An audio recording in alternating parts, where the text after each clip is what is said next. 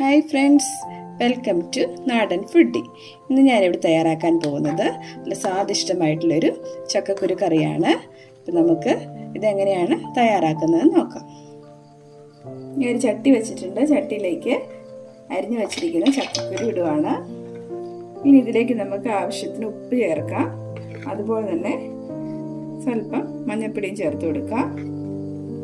ഇനി ഇതിലേക്ക് ആവശ്യത്തിന് വെള്ളം ഒഴിച്ചു കൊടുക്കുക. അതിനുശേഷം നമുക്ക് സ്റ്റവ് ഓണാക്കാം. ഇനി നമുക്കിത് അടച്ചു വെച്ച് വേവിക്കാം. അരയ്ക്കുന്നതിന് വേണ്ടി ഞാൻ തേങ്ങായും കുറച്ച് ചുവന്ന ഉള്ളിയും കുറച്ച് കാന്താരിമുളകും എടുത്തിട്ടുണ്ട്. കാന്താരിമുളക് എടുത്തിട്ടുള്ളത് കൊണ്ട് പച്ചമുളക് ചക്കക്കുരുവിലിട്ട് വേവിച്ചിട്ടില്ല. നമുക്കിത് വേഗം ഒന്ന് അരച്ചെടുക്കാം. തേങ്ങ അരച്ചെടുത്തിട്ടുണ്ട്. നല്ല വെണ്ണ പോലെ അരേണ്ട ആവശ്യമില്ല. നമുക്ക് ചക്കക്കുരു വെന്തോന്ന് നോക്കാം. ചക്കക്കുരു നല്ലപോലെ വെന്തിട്ടുണ്ട്.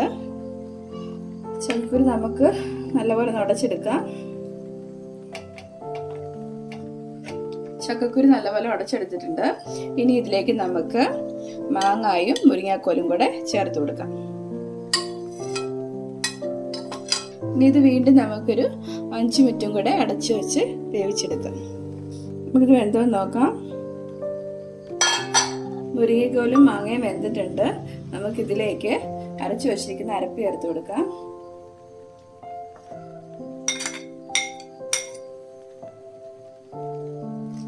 അരപ്പ് ചേർത്തതിന് ശേഷം തിളയ്ക്കാൻ നിൽക്കേണ്ട, ഒന്ന് ചൂടായാൽ മതി. അപ്പോഴേക്ക് നമുക്ക് സ്റ്റവ് ഓഫ് ചെയ്യാം. ഇനി നമുക്കിതിലേക്ക് കടുക് താളിച്ചൊഴിക്കാം. ഇതിലേക്ക് കുറച്ച് എണ്ണ ഒഴിച്ചു കൊടുക്കാം. എണ്ണ ചൂടായി വന്നിട്ടുണ്ട്. നമുക്ക് ഇതിലേക്ക് കടുക് ഇട്ട് കൊടുക്കാം.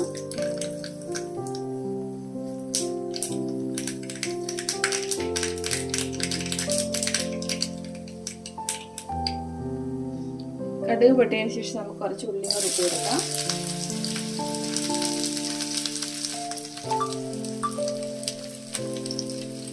അതുപോലെ തന്നെ കുറച്ച് കറിവേപ്പില. ഉള്ളി നല്ലപോലെ മൂത്ത് വന്നിട്ടുണ്ട്.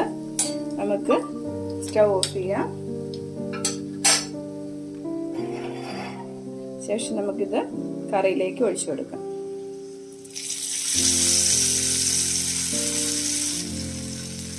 അപ്പം എല്ലാവരും ഇത് വീട്ടിൽ ട്രൈ ചെയ്ത് നോക്കുക. നല്ല ടേസ്റ്റി ആയിട്ടുള്ള ചക്കക്കുരു കറിയാണ്. നമുക്ക് വീണ്ടും മറ്റൊരു റെസിപ്പിയുമായി കാണാം. ഇതുവരേക്കും ബൈ.